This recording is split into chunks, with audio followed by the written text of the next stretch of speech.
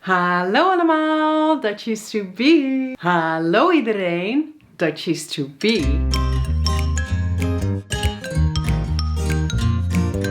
Zoals jullie weten begin ik al mijn video's altijd met hallo allemaal, that used to be. Hallo allemaal, that used to be. Hallo allemaal, that used to be. Hallo allemaal, that used to be. En in de Engelse ondertiteling hier op YouTube schrijf ik eigenlijk altijd hello everyone of hello everybody. Eigenlijk klopt dit niet. Eigenlijk is het hello all. En dan hello you all. Want indirect is het hallo jullie allemaal. En zoals jullie weten zeggen veel mensen in Amerika hi y'all. Hi y'all. Hi y'all. Hi y'all. Dat is hetzelfde. Hallo jullie allemaal. Hi y'all. Kan ik nou ook zeggen hallo iedereen? Hallo iedereen, that used to be. Dit klinkt heel raar en ik twijfel nu eigenlijk. Hallo iedereen, ik ben Matteo van Webstack. Hallo iedereen. Ik heb een aankondiging voor jullie. Hallo iedereen, voor de tip van vandaag. Maar kun je zeggen hallo jullie iedereen?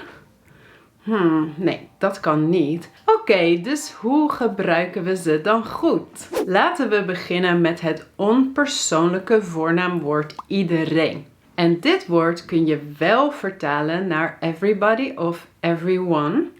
En je gebruikt iedereen als je verwijst naar alle mensen of alle personen van een bepaalde groep. Bijvoorbeeld, als je een zin hebt zoals zijn alle studenten hier? Dan kun je het vervangen met iedereen. Alle studenten wordt iedereen. Dus is iedereen hier? In de les, bijvoorbeeld in een lokaal.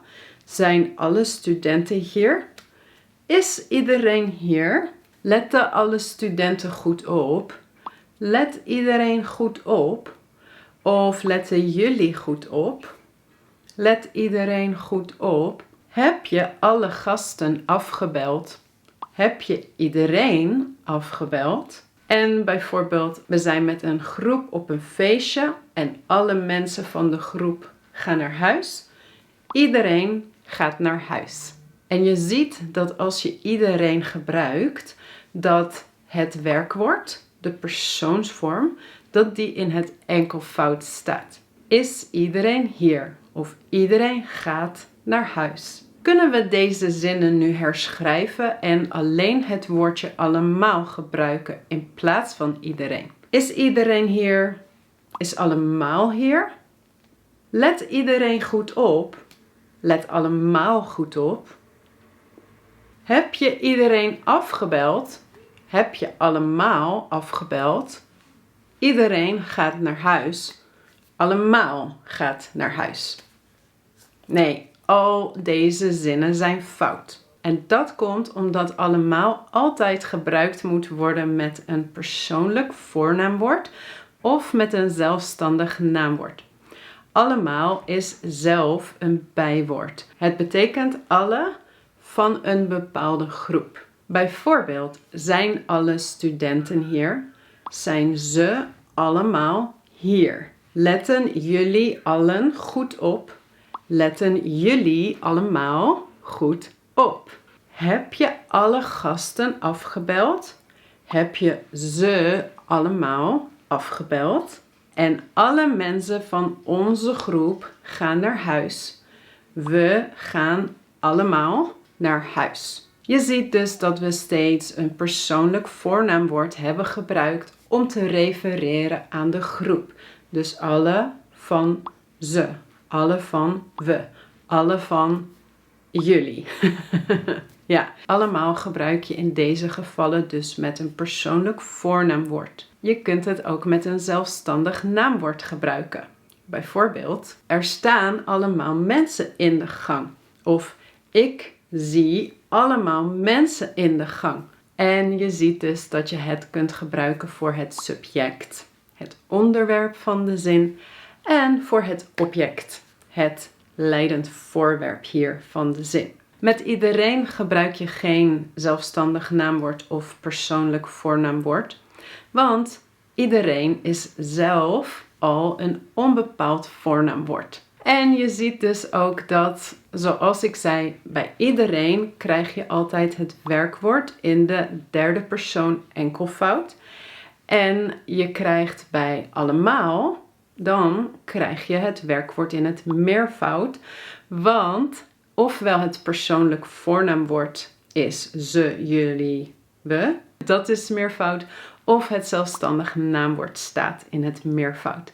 En dat is dan natuurlijk het onderwerp of het subject van de zin. En als laatste kun je allemaal ook gebruiken om te refereren aan dieren en dingen. Bijvoorbeeld, heb je de borden allemaal afgewassen? Dus alle borden. Of heb je de katten allemaal al eten gegeven? Dus alle katten. Met iedereen kun je niet verwijzen naar dingen of dieren. Heb je iedereen afgewassen? Nou, dat zijn geen borden, maar mensen. Of heb je iedereen eten gegeven? Dat verwijst niet meer naar katten, maar ook weer naar mensen. En je kan nooit een zin met allemaal beginnen. Nooit, nooit, nooit, nooit, nooit. Bijvoorbeeld, je kan wel zeggen, iedereen gaat naar huis. Maar met allemaal wordt het, we gaan allemaal naar huis. Of ze gaan allemaal naar huis. Nou, dat was het weer. Dan nog een beetje huiswerk voor hier. Ik heb 2 zinnen. En jij mag in de reacties zetten in welke zin iedereen moet. En in welke zin allemaal. Nummer 1. Ik hoop dat blank weer wat geleerd heeft vandaag. En nummer 2. Ik hoop dat jullie blank weer wat hebben geleerd vandaag. Als je iets geleerd hebt vandaag, geef deze video dan een like alsjeblieft. Als je nog niet bent geabonneerd op mijn kanaal, dan kun je dat nu doen. En dan zie ik jullie weer heel gauw in de volgende video. Doei!